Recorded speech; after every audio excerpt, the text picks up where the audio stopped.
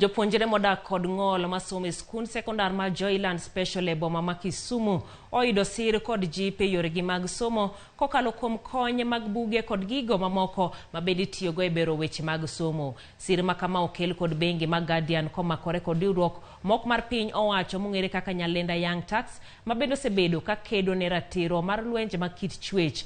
Jokanyo mag migepego kane twak kod Ramogi TV olero ni rumb higa ka higa gichwalo kony mopogore opogore ahinya to ne jopuonjre ma yutogi ni piny. Kata kamano ne gifwenyo ni jopuonjre man gi ng'ol osebedo ka wich wilgo gino mabende omiyo koro gichako chenro mar neno ni ok bichak ket gi tenge.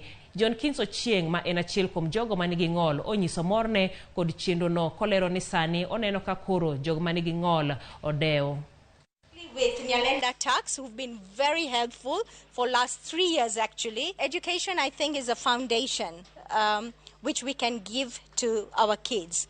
And it's one of the reasons today we brought textbooks and yes, because we want them to prosper.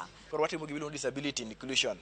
Momi wa support gi motivate gi mondo gitim matek mondo gibedi ka nyithindo mamoko. Koro ka giyudo motivation from even the bank and stakeholders mose through a lot of challenges to gi feel ni karantie jomo ohero gi ma ka gisetieko school ma gitiyo matek to nyalo kata absorb gi.